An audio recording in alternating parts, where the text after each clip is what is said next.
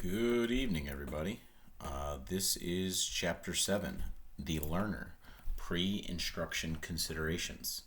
As you guys all know, I changed the order. Last week we went over Chapter 8, which I thought kind of was better suited to a in-person demonstration.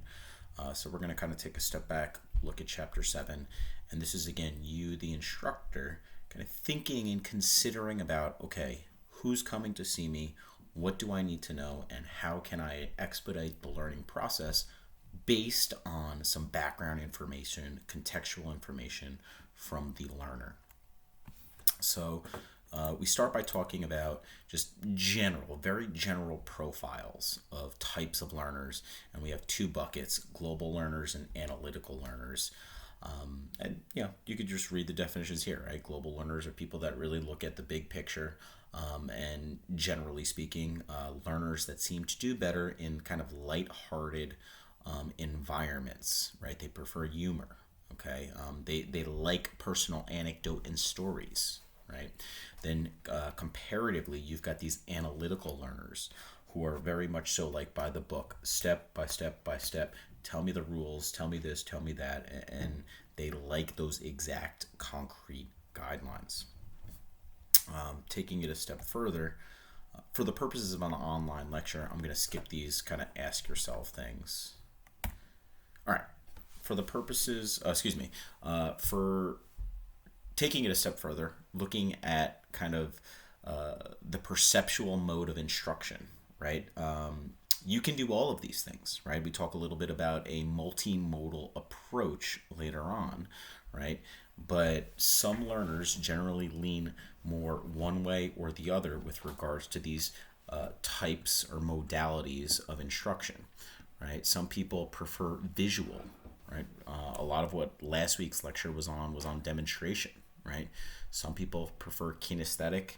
Some people are a little bit more analytic learners, and some people are more auditory-based learners.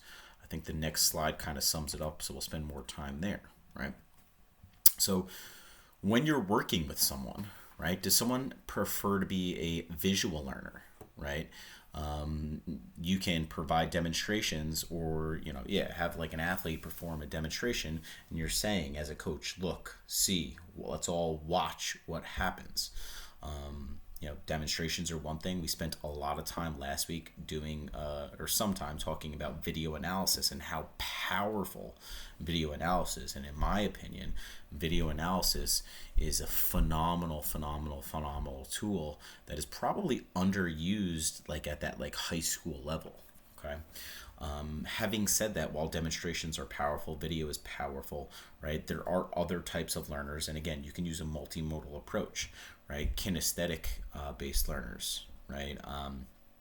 A big thing, like an example here is, I think some people tend to struggle, right, to know what like row variations in a weight room or a gym should feel and activate, right? So I said you should feel your lats, right?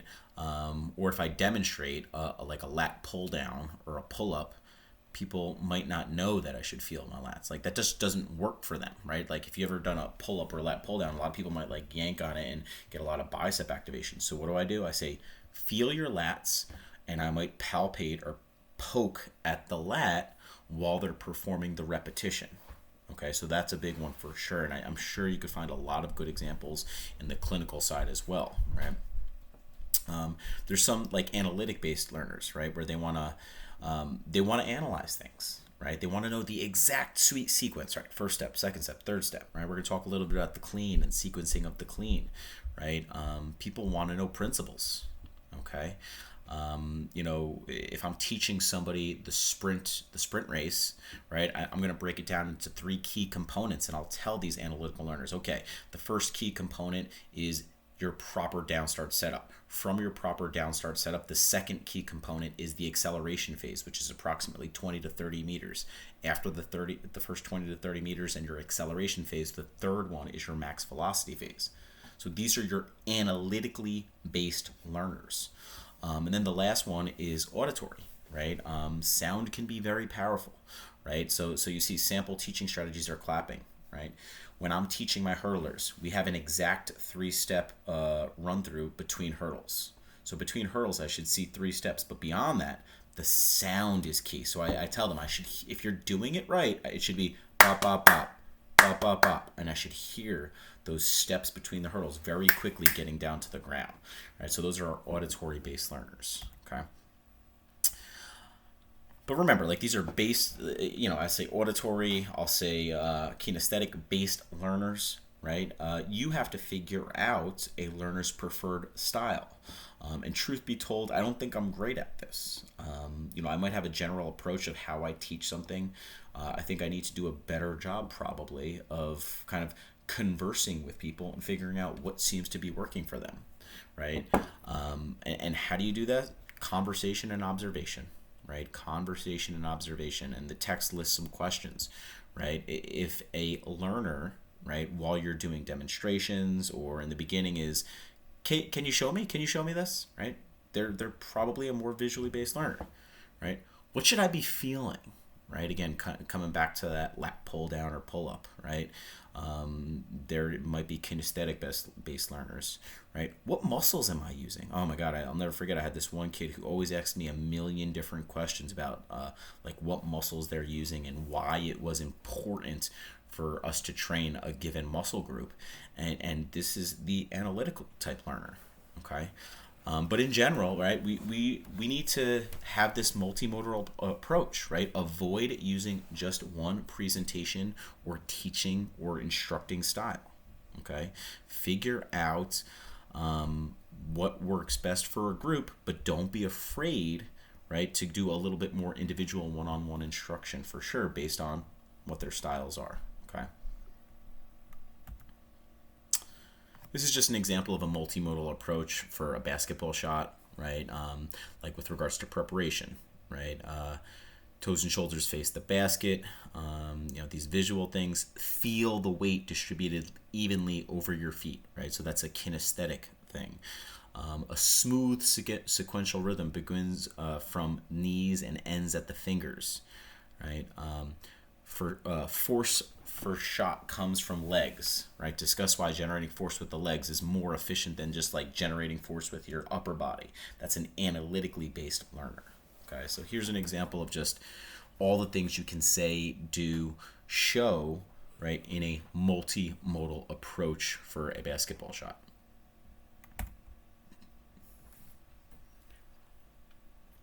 All right, on to transfer. Transfer is so important when considering instruction style and practice, figuring out how you're going to design your practice, right? But what is transfer? Essentially, it's when you're learning a new skill or performing a new skill under new conditions, right? The learning process can be influenced by past experiences, right? Cumulative past experiences influence one's ability to learn new skills positively and possibly negatively, right?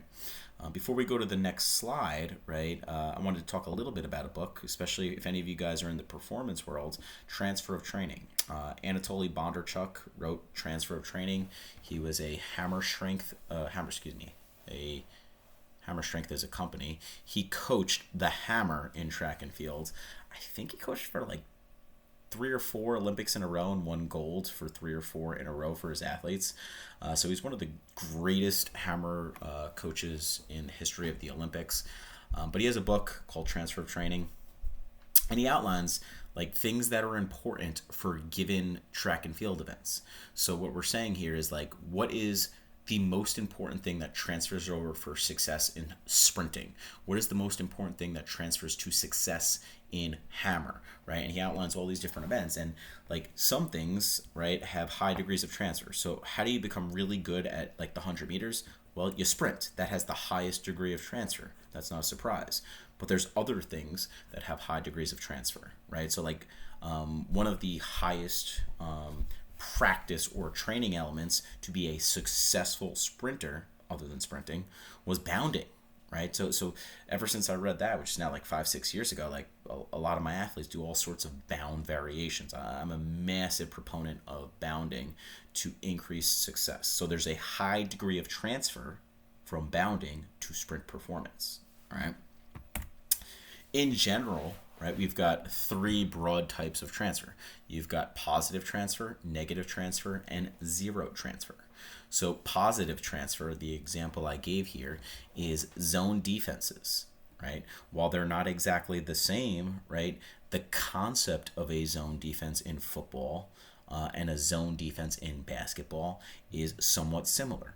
So when you consider the learner, maybe he's coming over from a football season, and their coach ran a zone defense.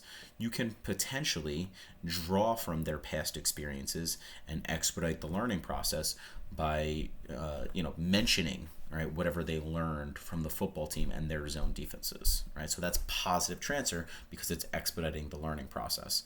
Negative transfer can also happen, right? We often think about positive transfer, how we can maximize positive transfer from past experiences, but negative transfer can happen, and we got to be careful with this, right? So badminton to tennis is an example provided from the text, and like, I'm not a tennis or a badminton coach, but apparently the technique from badminton is a lot more, I'll say, wrist dominant, I guess, as opposed to tennis being a much more like full shoulder based movement. So if somebody has experience with badminton, right, there's probably negative transfer where they become like this wrist dominant tennis player, and that's not what we want, right? So that's negative transfer. And then zero would be things that are just totally unrelated. We outlined two theories for transfer. The first one is kind of what you would expect, right? It's called identical elements theory. And this is when you have two different skills and components or elements of the skill are highly related, right? So an example might be, I've used this before, throwing a baseball and throwing a football, right? There's some rotational component. We want hip shoulder separation. So there's degrees of transfer, right? And they have identical elements between the two different movements, right? Having said that, right, you can still have positive transfer for things that are not related from like their actual movement components, right? And I actually already gave you guys the example, but the example was the defenses between football and basketball, right? The defenses in football and basketball, right? This is now like related to like problem solving, and we call this transfer appropriate processing, right? So it's practice conditions have problem solving processes, right? So there's cognitive aspects. Okay, these cognitive aspects.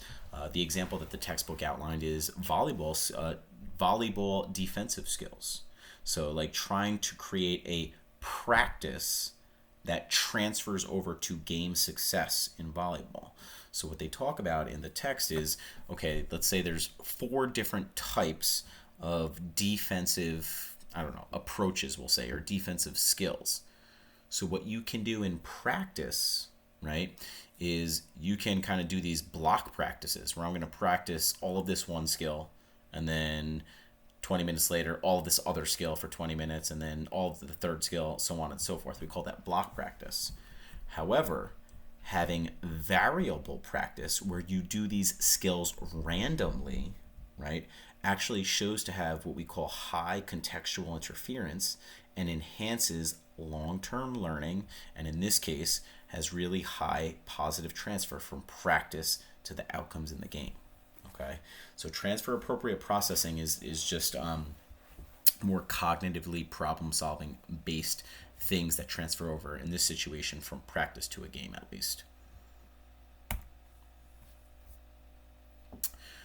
Principles of transfer help with many instructional decisions. That's kind of what I just said, talking about outlining volleyball practice. Like, we're going to try to do variable practice to have higher transfer. So we're going to do these things in random order, right? But beyond that, right, like you can do simplified skills, you can do very specific skills or games that serve as precursors to more complex versions, right, that you inevitably introduce. And skill progressions are a major one. So the example that the textbook has, and you can see in this picture, is like, okay, when we're teaching somebody how to dive off a diving board, right, maybe we're just going to teach them from a half kneeling position first, right? So we're going to get their head face down, their arms in a streamlined position, and we're going to have them kind of push off the side. And then from there, maybe we are going to, or maybe we push them. And then the next step is they push themselves off the side. And then maybe the next step is they actually go from a standing position. All right, maybe the next step is they run in and dive in, right? So that's a skill progression for teaching diving. For the clean, right, you guys saw in class how I had a skill progression that was also segmented into various components for teaching the barbell clean. I forget if it was the clean or the snatch, right? But we start with something simply called the barbell high pull, right? So we just kind of do this jump and shrug to teach them hip extension, right? So it's segmented. The next sequence we teach them is we teach them the rack position, and we'll do like these kind of front squat things, right? And then from there we put them together to practice the entire skill, right? We call that part practice. That's segmented. Okay. Action fidelity, we're going to circle. Well, I think the next slide actually has something on action fidelity. So action fidelity is the similarity between practice and the actual performance setting. So, right, here is a picture of an example. Right, this actually came up last semester in the fall. USC, I think they were prepping for a major game. I forget what game it was in the fall, but prior to that game, they were like 4 days, maybe 5 days out. The weather was calling for historically bad weather, right? So what you see in the papers that week, you see pictures of the coaching staff. These are players taking returns, catching the balls for a return, with the coaches spraying water in their face, right? So that's action fidelity. They're trying to create high amounts of action fidelity, which is essentially making sure that practice settings will closely match an actual game setting. The only question I want to ask on this slide is, think about the skills, or at least the one skill you've done for your teaching demo, right? What simplified skills and drills did you guys use? Okay, think about it. Now, maybe some of you guys did, maybe you didn't. Maybe you just did a full demonstration and you had them kind of jump right in, right? But what I would argue is it makes a lot of sense to start thinking about segmenting a skill into its isolatable parts, and then teaching part practice, right? And have various skills and drills. And this is something you can write about for your next teaching demo. Okay, so think about using that. That's due, I don't know, maybe a month from now, give or take. So how do we foster positive transfer as an instructor? Well, you need to know the skill, right? So analyze the skill. What are its isolatable parts? Okay, can I take one or two or three of those isolatable parts and teach them independently to the learner? Okay. Determine the cost-benefit trade-off. So is teaching this drill or this like one isolatable part, is it worth it? Is it going to confuse the learner? Because I've done things where I've broken things down sometimes and made it too complicated, and it just confused the learner, and it didn't really have any transfer whatsoever. And in some instances, I could have negative transfer because people kind of, what they try to do is they get really good at the skill, right? Or the drill, but they don't get good at the actual skill itself, right? Where is that on the slides? I have it somewhere in here. I forget. Maybe it's on another slide, right? Oh, it says it right there. Sorry. The goal is to improve the performance, not the actual drill. So if somebody gets really good at a drill, but all of a sudden it's not helping performance, well, I don't know. Maybe this drill is not worth it, right? How can we also foster positive transfer? We talked already about conversing with the learner, right? Get to know them, okay? So an example might be a gymnast, right, that's coming out for track and field. Right? If you, the coach, know, oh, this person did gymnastics before, right? Well, for high jump, right, the back bend in gymnastics really carries over really well to the high jump, okay? And then you can point those things out, the similarities and the differences to the learner, right? Using analogies for a learner is super, super helpful, right? And fostering positive transfer. like the example I use is pushing the ground in the deadlift. So I tell them, like, push the earth away, push the earth away. That's a very common analogy or metaphor in the deadlifts, right? Learners create a mental image based on your words. So your metaphors can, or analogies can be very, very powerful. So I would say prior to your skill teaching demo that's due next month, right? Try to come up with 2 or 3 analogies.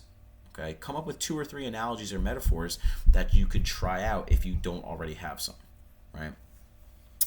Maximize similarities between practice and performance, right? That's essentially action fidelity.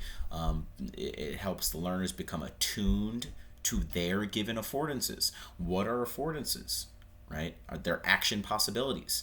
So if you try to make practice as close to the actual performance as possible, they can become aware of what's possible and what's not, okay? And then lastly, consider the skill level of the learner. If something is brand new to a learner, right?